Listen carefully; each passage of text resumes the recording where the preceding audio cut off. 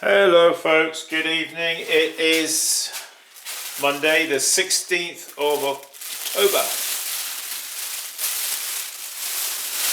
I'll just show you what I have been doing. I've just been working on this, just a teapot that, I'm just piecing it, assembling the teapot.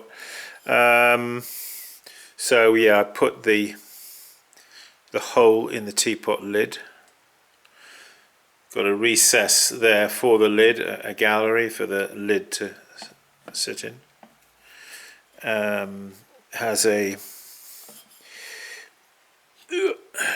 trimmed foot, and I just put the spout on.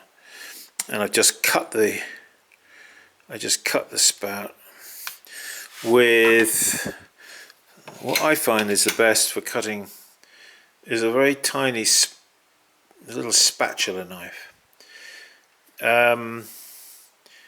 It doesn't have, there's not a back to the knife, it's not like thick on one side and thin on the other, it's just thin all the way across. So that lends itself quite nicely for cutting the spout. When we cut the spout, we would aim to cut it down slightly on the left hand side as you look at it like that. So the cut, when we make the cut, it wants to be down on this left hand side as you look at it. That's because in the firing, the spout, it kind of it rotates. You see, it rotates. So if you cut it down on the left side here, on this side, that is assuming that you threw it in an anti-clockwise way, like most potters do in the West, as opposed to the Orient or the East, where they throw clockwise. In which case, you'd be the exact opposite. You want to cut it then on this side. But so cut it down on this left side. As it fires, it will rotate, and then it will straighten up. Anyway, that's just something I'm working on. I'm going to actually probably throw a handle to go on there. Like a side handle teapot. Like one of these guys. I've got different designs of teapots here, but here you see these kind of handles are exceedingly comfortable to use. This one has got like a knuckle recess there, so you can get your it's really a one finger lift, that one. That's the normal sort of conventional handle, same as that one. But yeah, up there, there's some more teapots with side handles. They're very user-friendly, ergonomic to use. I recommend them. Anyway, I'm going to throw a spout for this, and then put it on when it's ready. Meanwhile, just give it a quick little spray. I'm going to just put this plastic over it because I'm not really ready to do that. What I've got to do now. Hey, thanks for joining me, folks. Potteries can be a lonely place, can't they? So it's good to have some company. I came up with an idea. Decided to keep all my clay in one of these plastic lidded affairs. What a brilliant idea. I don't know why I didn't think of that years ago, but other than, just rather than keeping it in lots of plastic bags and things. I did throw some, these are, they're little strap handled bottles. You know, little, it's basically, I suppose, like a bud vase with a little strap handle put on it. So those are finished, but what I need to do is just get this camera positioned. I'm going to put on some more light over here. Can't have too much light, can you, these days? So I've got some of these little roller stamps. You know, I made these myself, and I recommend that you make your own roller stamps. They only want to be bisque fired. I just thought I would impress some of these with a roller stamp.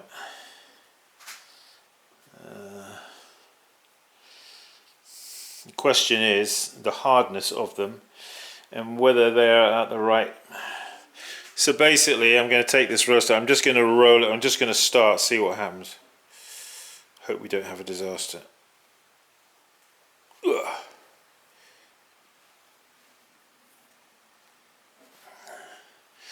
So I'm applying this in a sort of, as you can see, just rotating it up the side. Obviously you can't do this if the pot is too wet, because it won't take the impression, it will just push the side of the pot in.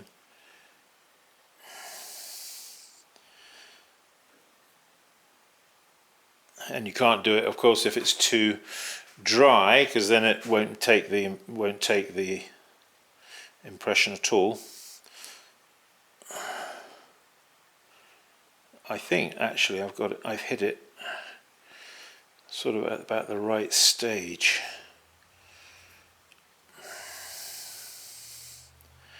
Dee da dee dee. Yeah, got a workshop coming up this weekend. I think it's the 21st, 22nd.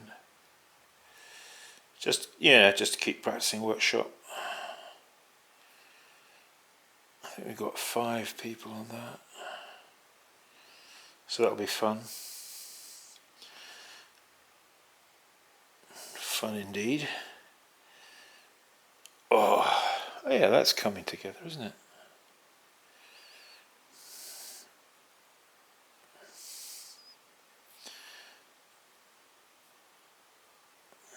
Hope we're in the picture.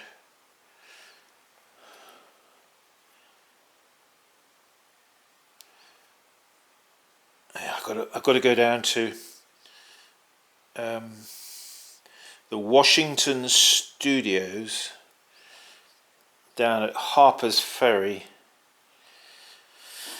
West Virginia. I want to take some pots with me. That's it. That's coming up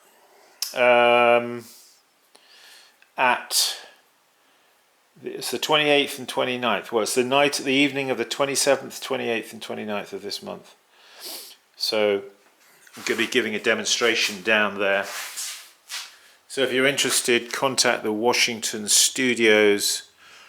I think the website is hfclay.com. That's harpersferryclay.com. I think that's the name of the website. So yeah, get in touch with them down there if you want to come along and join us down there for that demonstration. So there you have that, you see. We've done that. It takes a little time, doesn't it? Yeah, I know. But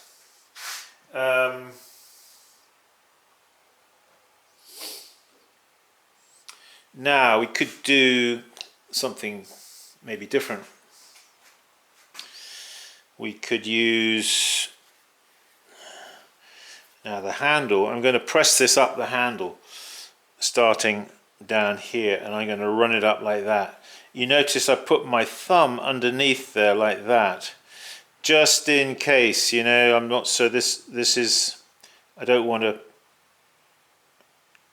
break the handle, you see. Yeah, there we go.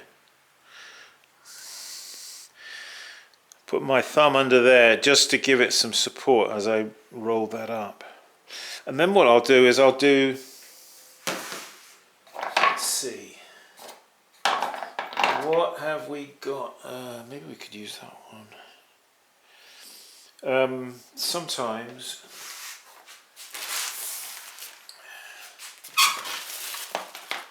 let me just get that banding wheel.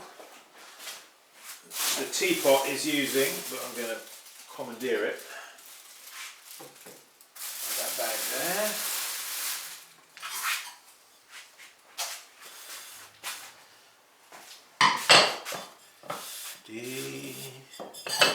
So, yeah, there you have it. There's the banding wheel.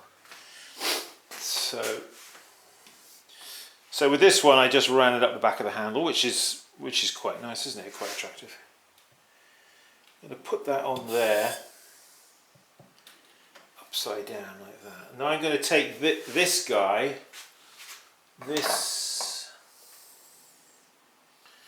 no, maybe I'm going to use this one. This one is a slightly different one. Can you see?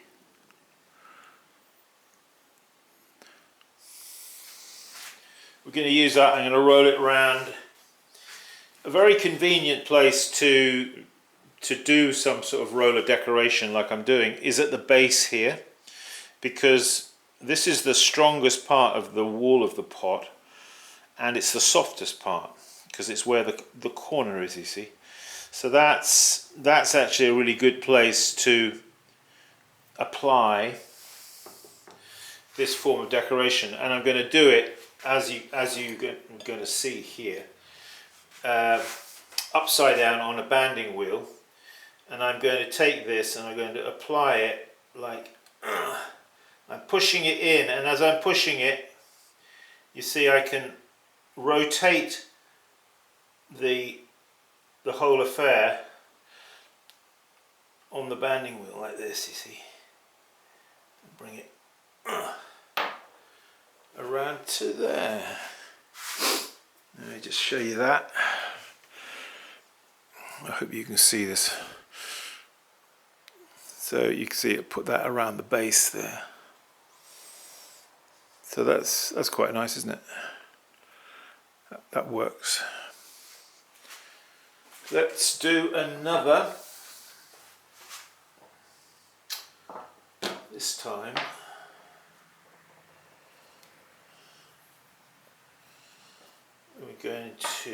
I'm going to put that one up the back of the handle, this one.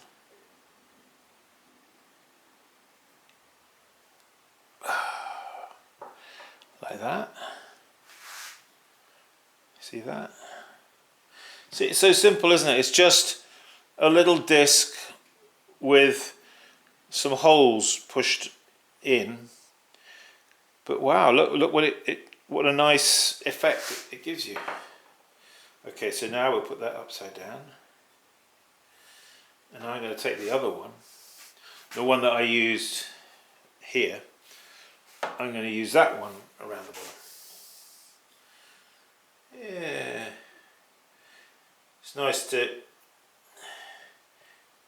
change it up a bit, isn't it, once in a while?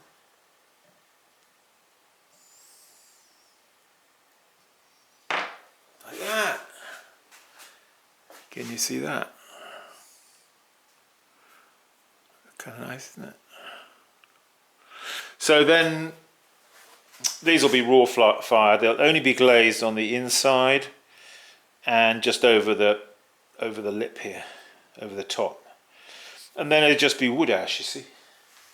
Simple wood ash. That's it, you see. Leave some space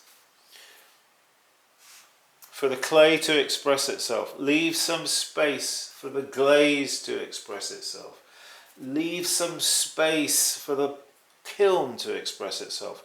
You haven't got to fill every blessed spare little nook and cranny on the pot with some sort of decorative whatnot, if you get my meaning. Over decoration, you know, it's like Something to be avoided. You get a very fussy looking pot, you know. And we don't want that. I don't know if it was my grandfather or I don't think it was my grandfather actually. I think it was some Japanese potter. He was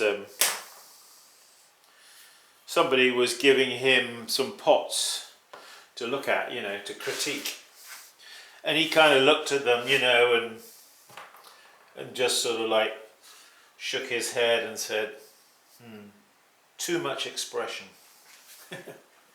That is something to bear in mind. Too much expression. Too much expression.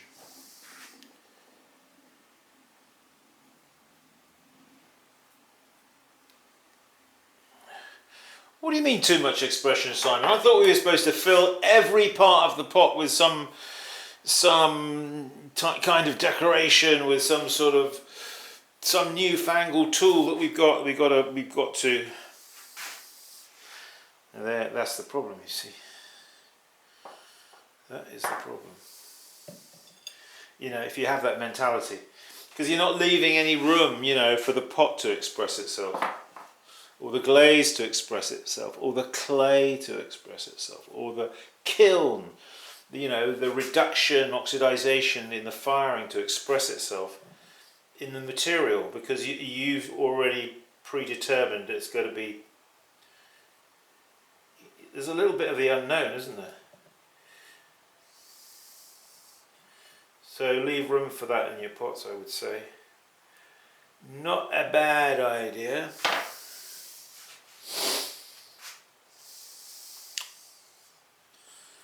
Wow.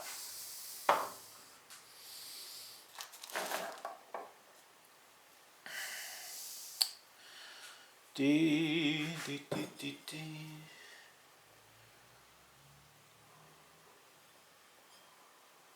La, la, la.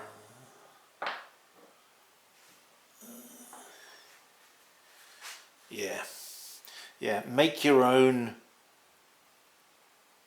You see, you've got clay. You've got clay, make your own stamps. Do not go onto some blessed website and start buying everything under the sun because it looks pretty. Make your own stamps, make your own decorating wheels. Be original. You buy something off a website, there's 500 people, other people out there bought the same thing and are putting it on their pots. How original is that?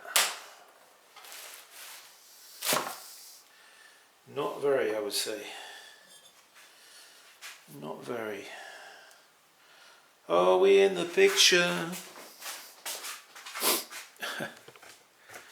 Sorry folks, I'm not meaning to be critical of anybody. I'm just saying these are sorts of things I think about myself. Da, da, da, da, dee, dee, dee. Okay, I'm going to take that, apply pressure and just revolve it on the banding wheel like that around.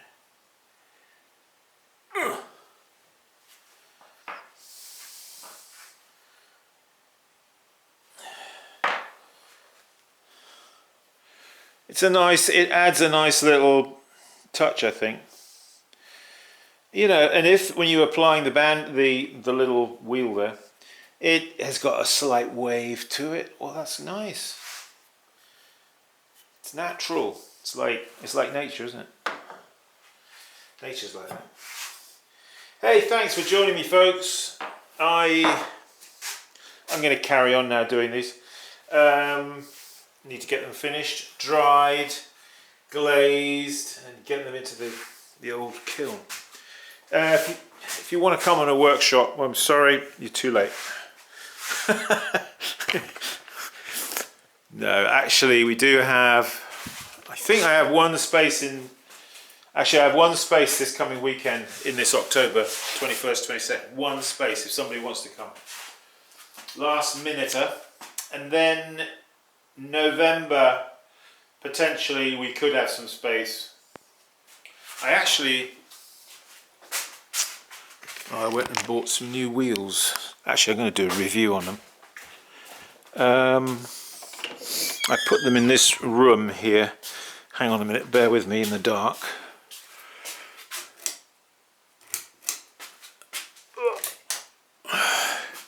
Yeah, I bought a couple of these Chinese cheap wheels. One there. This one's got the on the side here, and you can make it.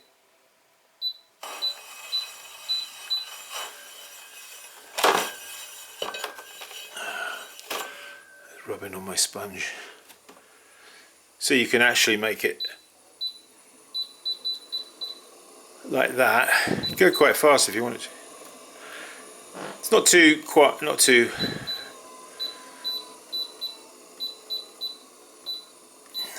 noisy. And then let's see. Yeah, if you press that button, you can then use the foot pedal.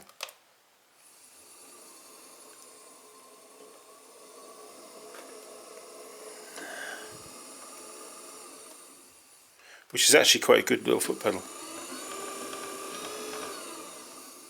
Anyway, I'm not going to go into that now. I just wanted to show them to you briefly. Couple of these wheels. They are a bit low to the ground, so you need to. I've used these bed risers to lift them up, and then they are more manageable, a better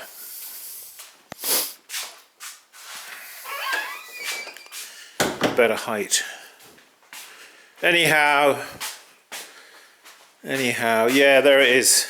So yeah, come and join us on a workshop. I'm sorry we've been a bit lapse in our pots on our website are a little bit. I need to get more pots up there. I think we've only got foxglove tankard at the minute, which is ridiculous really. I should have more. I am working on it, trust me. We've got some pots I'm working towards now. Once I finish these and that teapot I'm done making, we've got to get glazing. Okay folks, thank you for joining me. Keep practicing. I'll see you soon. Bye now.